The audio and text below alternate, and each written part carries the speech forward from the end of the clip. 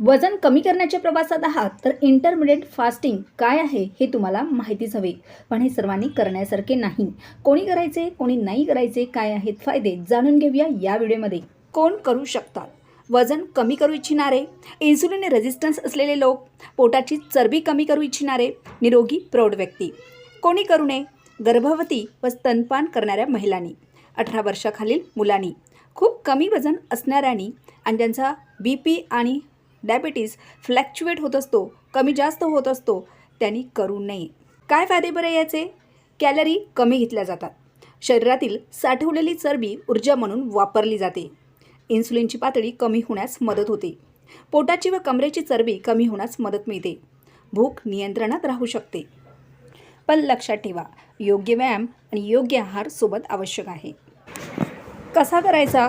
तर रात्री जेवल्यानंतर पुढचे 14 तास काही खाऊ नये.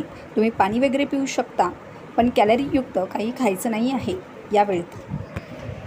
वजन वाढलेलं आहे, वजन कमी करायचं आहे, पण बाहेरचं कुठलंही प्रोडक्ट न खाता एकदम नैसर्गिक पद्धतीने योग्य आहार आणि योग्य व्यायाम करून, यासाठी तुम्ही मला व्हॉट्सअप करू शकता.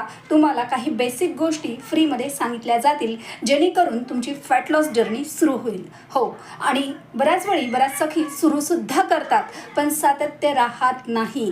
कारण कुठल्याही गोष्टीमध्ये हवं ते सातत्य असेल तरच रिझल्ट मिळतो. तर माझा फॅट लॉस मोटिवेशन ग्रुप तुम्ही जॉईन करू शकता. बऱ्याच सखींनी आजपर्यंत हा ग्रुप जॉईन केला आणि स्वतःवरती काम करून आकर्षक तो बदल घडवला. आता वेळ तुमची आहे. बदल हवा आहे, मग कृती करा.